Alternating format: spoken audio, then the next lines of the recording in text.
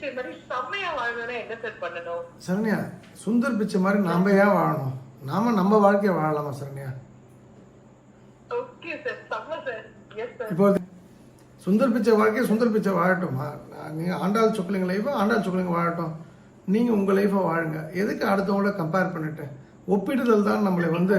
உங்க பேரும் சரி, சுந்தர் பிச்சை சாரும் பேரும் சரி சார், நம்ம சொல்லும் போதே வந்து நிறைய பேருக்கு அவ்வளவு ஒரு வெயிட்டான ஒரு பர்சனாலிட்டியா இருக்கீங்க சார். ஆனா எங்க பேர்லாம் சொன்னா வந்து ரொம்ப லைட்டான பர்சனாலிட்டியா இருக்கும் சார். அதான் சார் பிரச்சனையே. உங்களுக்கு நான் கூகுள் பிச்சையோ சொக்கலிங்க அதெல்லாம் மேட்டர் இல்லை. எல்லாத்துக்கும் நேரம் காலம் இருக்குது சரண்யா. நீங்கள் வந்து ஒரு நாளைக்கு பிரதம மந்திரியாக உங்கள் கணவரே ஆனால் கூட உங்களுக்கு ஒரு குழந்தை பெற்றுக்குன்னா 10 மாதம்னா 10 மாதம் தான். குறை பிரசவம்னா 6 மாதத்தில் பிறக்கலாம், இல்லை 7 மாதத்தில் பிறக்கலாம். ஆனால் வந்து ஒரே மாதத்தில் எனக்கு குழந்தை பெற்றுக்குன்னா அது ஒன்றும் ஏடிஎம் மிஷினில் ஒரு கார்டை சொல்லணும்னா பணம் கொட்டுறதுக்கு. அப்போ எல்லாத்துக்கும் நேரம் காலம் இருக்குது சரண்யா.